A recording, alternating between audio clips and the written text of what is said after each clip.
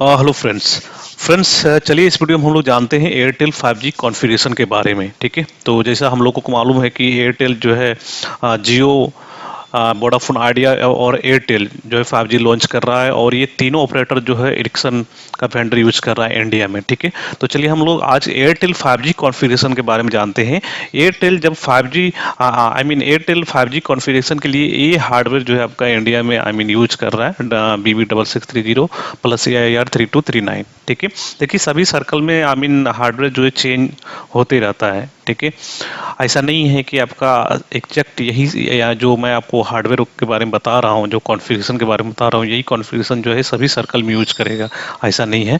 लेकिन हाँ, जब भी आप इंटरव्यू देने के लिए जाएंगे तो इसके रिलेटेड आपसे सवाल पूछ सकता है BB6630 के बारे में, AIR3239 के बारे में। ठीक है, तो बेहतर होगा कि आप इंटरव्यू से पहले आप जान लीजिए। ठीक है, तो चलिए इस पूरा वीडियो को देखिए आप। ठीक है, और हाँ, अगर आप न्यू है तो मेरे चैनल को सब्सक्राइब कीजिए और लाइक कीजिए। तो दोस्त, जैसे मैंने आपको बता रहा था कि जैसे हम लोग जानेंगे इस वीडियो में एयरटेल 5G कॉन्फ़िगरेशन के बारे में, तो इस एयरटेल 5G कॉन्फ़िगरेशन के लिए हम लोगों को BB6630 जो ये बेसबैंड है यूज करना पड़ेगा, और AIR3239 जो ये आपका एंटीना इंटीग्रेटेड रेडियो है। ठीक है, ये BB6630 ये आपका ये बेसबैंड है। ठीक है, और AIR3239 ये आपका एंटीना है। ठीक है, बेसबैंड 6630 आपका सपोर्ट करता है 2G, 3G, 4G, 5G, TDD और FDD टेक्नोलॉजी सपोर्ट करता है। और जो आपका ये AIR3239 एंटीना है, ये आपका 5G सपोर्ट करता है विथ 3500 से लेकर आपका 3700 फ्रीक्वेंसी तक।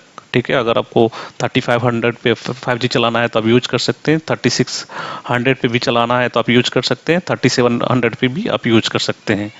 ठीक है, तो 3500 से 3700 तक ये जो है आपका कैरी करता है ये सिस्टम फ्रीक्वेंसी आपका AIR3239 एंटीना। ठीक है, तो इसका कॉन्फ़िगरेशन किस तरह ये इसका कनेक्शन होता है, तो आप यहाँ पे देख लीजिए। देखिए आपको 5G के लिए, जैसे आप यहाँ पे मैं आपको सेक्टर 1 के बारे में सिर्फ बताने के लिए जा रहा हूँ। ठीक है, अगर आप सेक्टर 2 और 3 आप इंक्रीज करना चाहते हैं साइड पे, तो आप कनेक्शन भी आपको जो है आपको इंक्रीज करना पड़ेगा बेसमेंट में भी, और रेडियो आपको भी AR एंटीना जो है आपको 2 और एंटीना आपको ऐड करना पड़ेगा 2 और सेक्टर के लिए। ठीक है, तो चलिए हम लोग सेक्टर 1 के लिए भी जानते हैं, और सेक्टर 1 के लिए जान गए तो मतलब सभी सेक्टर के लिए जान गए आप। ठीक है, क्योंकि आपसे जो इंटरव्यू पूछेगा आपको सेक्टर के बारे में नहीं पूछेगा, वो हार्डवेयर के बारे में पूछेगा कि कॉन्फ़िगरेशन क्या होता है। ठीक है, अगर आपको थ्री सेक्टर का कॉन्फ़िगरेशन पूछेंगे तो आप यहाँ पे बोलिएगा 3 AIR3239 एंटीना की जरूरत होगा, और एक ही बेसमेंट से हम तीनों सेक्टर चला सकते हैं। ठीक है, तो चलिए जैसे जैसे हम लोग जान लेते हैं फर्स्ट बेसमेंट 6630 के बारे में, इसमें क्या है। तो आप देख सकते हैं यहाँ पे पावर पोर्ट है। ठीक है, और यहाँ से देखिए मैंने कनेक्शन आपको बताने के लिए बना के रखा है। देखिए 10 एम्पेयर जो इसका आप MCB यूज कर सकते हैं। ठीक है, इसको फ्यूज ब्रेकर भी हम लोग बोलते हैं। 10 एम्पेयर ये स्टैंडर्ड है, आपका एरिक्सन स्टैंडर्ड है। ठीक है, और ये एरिक्सन का हार्डवेयर है। ठीक है, बेसमेंट 6630 ये एरिक्सन का हार्डवेयर है, आपका AIR3239 भी एरिक्सन का हार्डवेयर है। ठीक है, और इसमें देखिए आपका TN पोर्ट है, ईडल पोर्ट है। ठीक है, अब यहाँ पे SP not SP, SFP SFP यहाँ पे इंसर्ट करके आप अपना जो ये आपका केबल है, जो ट्रांसमिशन केबल है जिसको आप मीडिया केबल बोलते हैं। ठीक है, इसको आप यहाँ पे कनेक्ट कर सकते हैं। जैसे यहाँ पे देखिए SFP इंसर्ट किया गया है, उसके बाद जो है यहाँ पे लैन केबल कनेक्ट किया गया। आप यहाँ पे फाइबर भी कनेक्ट कर सकते हैं। ठीक है, फाइबर केबल भी कनेक्ट कर सकते हैं। उसके बाद आपके यहाँ पे ईडल पोर्ट है। ईडल पोर्ट आपको सिंक करने के लिए यूज किया जाता है, एक बेसमेंट को दूसरे बेसमेंट के लिए। देखिए यहाँ पे यूज नहीं किया गया है। ठीक है, एज पर कॉन्फ़िगरेशन होता है। ठीक है, और यहाँ पे देख सकते हैं ये TNC पोर्ट है।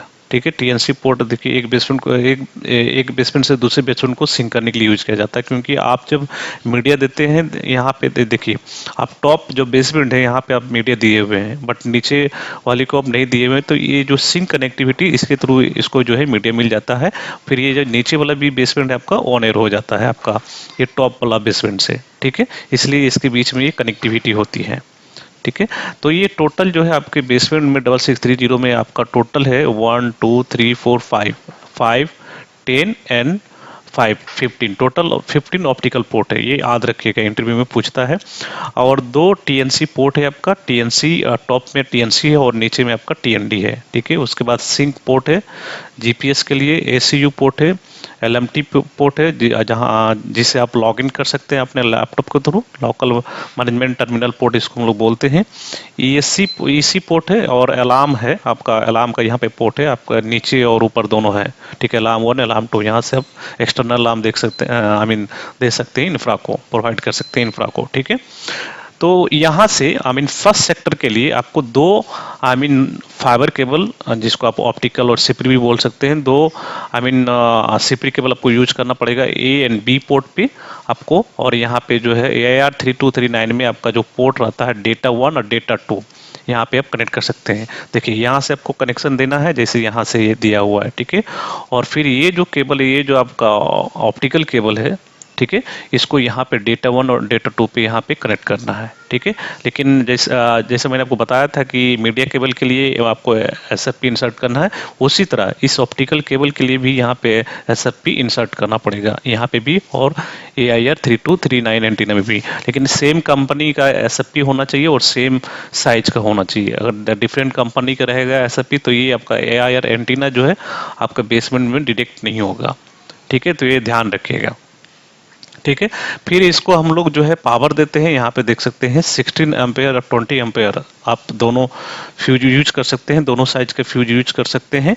और यहाँ पे देखिए मैंने कनेक्शन बना के रखा है, ये देखिए आपका कनेक्टर है, ये पावर केबल का कनेक्टर है, और ये कनेक्टर जो है इसमें आप कनेक्ट कर दीजिए आप AR एंटीना में, ठीक है। तो यहाँ पे देखिए आपका पावर केबल कनेक्टर है और 2 आपका ऑप्टिकल आई मीन फाइबर है, और ये ग्राउंडिंग देना आई मीन जरूरी है AR एंटीना को और बेसमेंट को भी, ठीक है। तो AR एंटीना जो है दोस्त I mean jumper cable support नहीं करता, और ना तो फीडर केबल ना तो RET केबल, ठीक है। ये ध्यान में रखिएगा, इंटरव्यू में पूछेगा, ठीक है। तो मैं आपको फिर से बताता हूँ कि AIR3239 एंटीना जो है RET केबल सपोर्ट नहीं करता है, ठीक है। जम्फर भी नहीं सपोर्ट करता, फीडर भी नहीं सपोर्ट करता है, क्योंकि यहाँ पे RF एंटीना पोर्ट नहीं है, आप देख सकते हैं, ठीक है। यहाँ पे पावर केबल कनेक्टर का पोर्ट है और आपका ऑप्टिकल फाइबर का ये यहाँ पे पोर्ट है, ठीक है। और यस इसको आप आई मीन मैकेनिकल टिल्ट दे सकते हैं साइड पे, यहाँ पे देख सकते हैं मैकेनिकल टिल्ट दिया हुआ है, मैकेनिकल टिल्ट ब्रैकेट इंस्टॉल करके आप मैकेनिकल टिल्ट दे सकते हैं, आई मीन दे सकते हैं आप साइड पे, ठीक है। आप आई मीन सेक्टर 1, सेक्टर 2 और सेक्टर 3 जो भी सेक्टर में है आप मैकेनिकल टिल्ट आप यहाँ पे ब्रैकेट इंस्टॉल करके दे सकते हैं। और डिपेंड करता है कि मैकेनिकल टिल्ट ब्रैकेट आपको प्लान में आई मीन कहाँ पे इंस्टॉल करना है, आई मीन टॉप में इंस्टॉल करना है या बॉटम में करना है, ठीक है। वो चीज़ें तो आप आई मीन प्लान वाली बात होगी कि प्लान में आपको देखना होगा। बट कॉन्फ़िगरेशन आपको आई मीन 2 आप ऑप्टिकल फाइबर इसमें कनेक्ट करना पड़ेगा, AIR3239 में आपको पावर देना होगा, ठीक है। और जैसे मैंने आपको बताया कि दोनों साइड में जो SFP है आई मीन सेम साइज और सेम कंपनी का होना चाहिए, तभी ये डिटेक्ट करेगा, ठीक है। और 16 एम्पेयर का यूज करना है आपका NCV AR3239 को, और 10 एम्पेयर को इसको आपको बेसमेंट 6630 के लिए यूज करना है। तो आई मीन सिंपल कॉन्फ़िगरेशन है यहाँ पे, आई मीन ज़्यादा कुछ कॉम्प्लिकेटेड नहीं है, ठीक है। मैंने यहाँ पे देखिए फाइबर और ये पावर, ठीक है, यूज करना है। मैं आपको एक बार सिंपल में बताता हूँ। देखिए आपको एयरटेल 5G कॉन्फ़िगरेशन के लिए सेक्टर सिंगल सेक्टर के लिए आपको बेसमेंट आपको 6630 आई मीन यूज करना होगा, और आपको एक पावर केबल लगेगा आपका आई मीन पावर प्लांट से बेसमेंट को पावर अप करने के लिए, और सेकेंड आपका पावर केबल लगेगा AIR3239 को पावर अप करने के लिए, ठीक है, यहाँ पे देख सकते हैं। और 2 ऑप्टिकल फाइबर लगेगा आपको 3239 को आई मीन कनेक्ट करने के लिए बेसमेंट में, ठीक है।